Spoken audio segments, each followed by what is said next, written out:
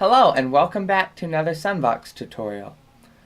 My name is Caleb Anderson and I've been teaching SunVox for a while now on YouTube. And I wanted to do a video on SunVox workflow and some of the things I've picked up over the years. Actually, has been that long since I started using SunVox. But some things I picked up with my experience with SunVox that I think would become very useful for you guys to see. So let's jump right over to SunVox. So the main thing about workflow, in my opinion, is you have to cultivate a habit. Every time you open up SunVox, you just start doing maybe some similar thing to kind of get your creativeness, I guess, is one way of putting it, going. So what I have here is a starting template, and this compressor is for drums. I use this kicker to sidechain things, and I'll connect a multi-synth like this, and then a drum like this, and then right there I'm just sidechaining everything that's connected to this compressor will be sidechained from the beat of the song. So that's one optimization I've made because I like having kind of a beat. And obviously these are just suggestions. Obviously SunVox is an extremely versatile program, and there's lots of creative ways you could set up your starting template. And I've thought of different ways, but for now this is the way I use. And just to clarify how I use this starting template right here, I'm going to quickly open one of my projects just to show you kind of how it works. These stuff is all for mixing here, which I'll show later. But basically, I just connect everything to the amplifier or the compressor like this. And this is layer 1. I like to use layer 1 for drums. So I've got the multi-synth, like I showed you earlier, with connected to the kicker. And as you can see, it's compressing, which is quite nice. Also, I have this multi-synth with the snare is also compressing a little bit. And I used layer 1 from drums. Layer 2 I'll use for my synths here. And you can see they're connected to either the compressor or main, which none of them are connected to main here because I want them all to be affected by those drums that I was doing. Right here I have another compressor, and I highly recommend you do this when you mix your music. This is my bass synth. I'm compressing it completely from the bass drum.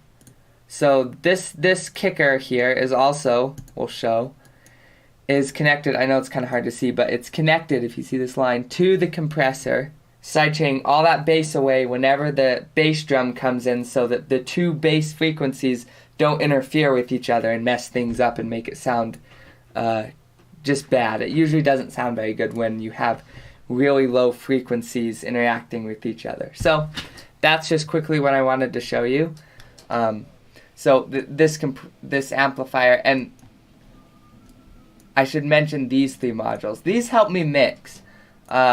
Just a normal compressor, I don't have very much release on it. And basically, all I do is just make sure with the amplifier that it's not being too compressed. And this look-ahead compressor, this is a meta module. I don't remember if I got this, where I got this actually. If I do remember where I got this, I'll put it in the description. A look-ahead compressor. I think it was on the SunVox forums. Basically, it just makes sure that it actually is compressed properly, and this does catch some outliers. Now, in my personal experience, it still doesn't catch everything as far as clipping in the sound. It doesn't catch everything, and so maybe you should use Audacity to mix. I haven't actually decided what the best way of mixing in SunVox is, but this seems to work well as just like a starting point, you know. So using a compressor, and then I have a hard limiter here. I believe there's a hard limiter in when you download SunVox, there's this effects folder, and it's by these other folders. And there's pre-effects that it came with. And it looks like there is a limiter. Okay, so I've used this limiter before as well, the Saucer limiter. It's a little more complicated, and maybe I'll do a video on limiters. Honestly, this is probably a better limiter than the one I use, because this is just, you can actually make this limiter really easy. You just use a distortion module and put power on one, and that's it. These two amplifiers right here, and you just,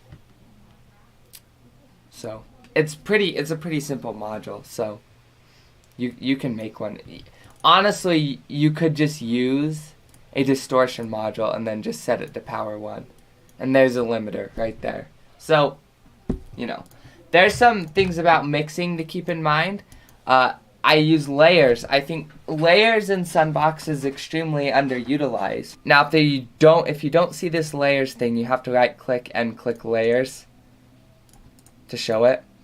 And you can show all the layers. You can make them show, or you can select an individual one. And what I've done here is I've just grabbed some amplifiers, and I've just connected them to compressor and main. So compressor is connected to the compressor, and main is connected to the amplifier. And that way, when I'm in this one, I can connect to either one with all the modules that's in this specific layer. So, and I've done that for every single other layer, and yeah. So layers are also something to keep in mind, I would say. As far as anything else I can tell you with SunVox workflow is learn some shortcuts for the pattern editor. Things like Control M. So there's Control C and Control V, and that will paste over the lines you select, and it will paste them over on top of the previous section that you pasted it, and delete anything else that was there. But there's also one that I find very useful, which is Control M, and I'll show it to you here. So say you have this there, and then you have a couple notes here. Well, Control M, what it does is you do Control C, and then you go here, and Control M pastes in, it adds what you selected into there, but it doesn't remove the elements, the other elements. So that's pretty useful shortcut. What's some other useful shortcuts? Control minus, if you look there up in the corner, Control minus brings the amount of lines you move when you add a note down, and Control plus moves it up. This is really helpful. So then you can do things like, and then move it down, and then do. So that's really helpful. I find that to be a useful shortcut. What's some other useful shortcuts? Oh, another useful shortcut is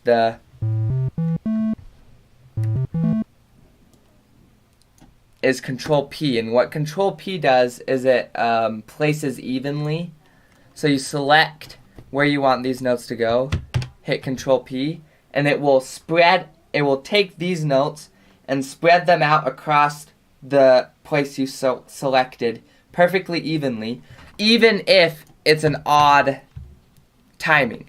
So even if there's only, see if there's 5 notes, and we want to put 5 notes within this, we do Control P, and it will use this effect and automatically distribute them where they're supposed to go. So you can use this to do triplets, and I guess you'd call them pentalets. I don't know, 5 per count, whatever. So yeah, you can use Control P to place evenly, and I find that to be extremely useful as well if you get skilled enough at using it. So there's some of my suggestions for SunVox workflow. I hope you enjoyed this video, and I'll see you guys in the next tutorial. Bye!